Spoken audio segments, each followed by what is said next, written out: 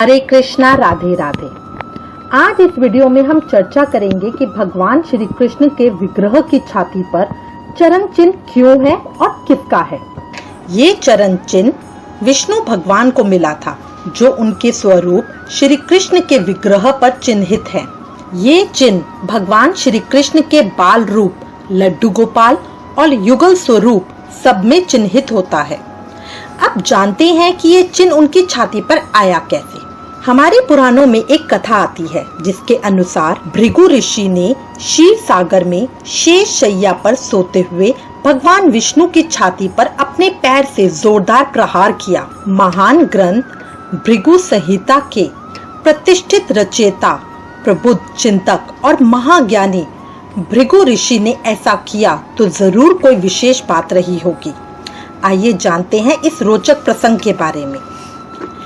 एक बार धरती पर पावन सरस्वती नदी के तट पर सभी ऋषि मुनियों का विवाद और विशाल सत्संग हुआ। विभिन्न विषयों और मुद्दों पर व्यापक वाद परिचर्चा हुई।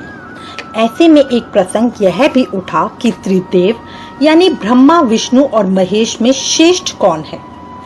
काफी तर्कों वितर्कों के बाद भी जब इस प्रश्न का समाधान ना मिला, तो ऋषियों में श्रेष्ठ भृगु ऋषि को यह चुनौतीपूर्ण दायित्व सौंपा कि वे पता लगाएं कि त्रिदेवों में सबसे श्रेष्ठ कौन है। भृगु ऋषि सृष्टि के रचनाकार ब्रह्मा जी के मानस पुत्र थे।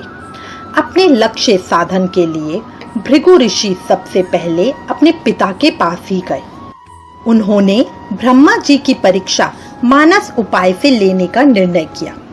जब भृगु ऋषि अपने पिता के पास पहुंचे तो ना कोई अभिवादन किया, ना ही कोई आदर सत्कार दिखाया। भृगु जी की इस अशिष्टता को देखकर ब्रह्मा जी क्रोधित हो उठे और शाप देने के लिए उद्यत हो गए।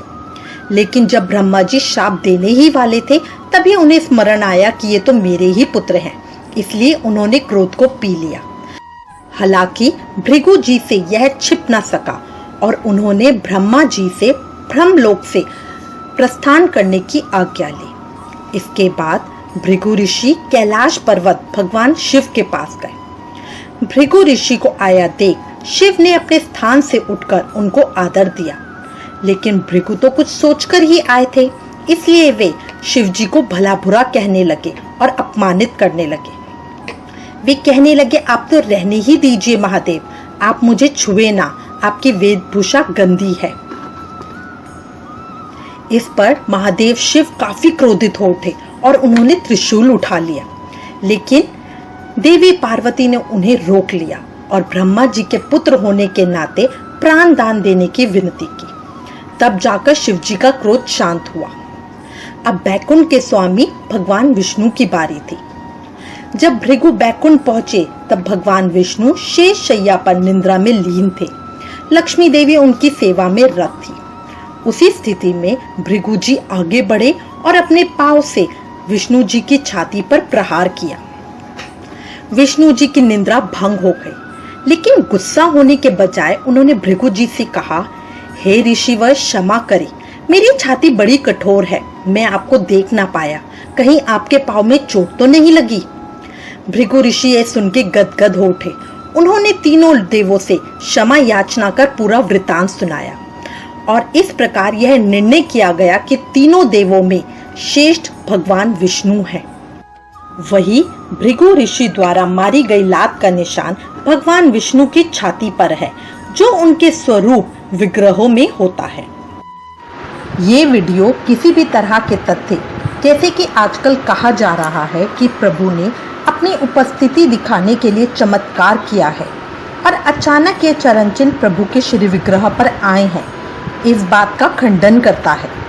प्रभु के श्री विग्रह पर ये सभी चिन्ह पहले से हैं। अब कई लोग प्रश्न करते हैं कि ये चिन्ह उन्होंने पहले क्यों नहीं देखा, जबकि वो कान्हा जी की पूरी सेवा करते हैं, रोज नहलाना, वस्त्र पहनाना, पहले उन्होंने ये चिन्ह क्यों नहीं देखे। उत्तर में हम कहते हैं कि ये चरण चिन्ह प्रभु के गले में पड़ी कौस्तुभ मणि की माला के बहुत पास है, इसलिए ही बहुत लोगों का ध्यान नहीं गया। कान्हा जी के गले में जो नेकलेस बना है, ये चिन्ह बिल्कुल उसके पास है, ध्यान से देखने पर ही चरण चिन्ह लगता है। ऐसे ही कान्हा जी के श्री विग्रह में एक ट्रायंगल तिकोन शेप का चिन्ह होता है जो माता लक्ष्मी का चिन्ह है। बहुत लोगों ने उसे अभी तक ध्यान से नहीं देखा। बहुत से लोगों को लगा था कि ये चरण चिन्ह सिर्फ लड्डू गोपाल के विग्रह में है, युगल कृष्ण विग्रह में नहीं, जबकि ऐसा नहीं है। ये चरण चिन्ह लड्डू गोपाल और युगल कृष्ण सभी विग्रहों में है।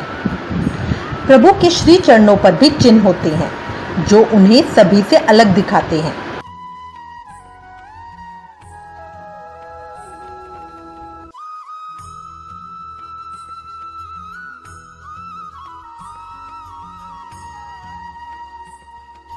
कई विग्रहों के श्री चरणों में सिर्फ स्वास्तिक का निशान होता है। इस विषय में कारीगर विग्रह के साइज की बात कहते हैं।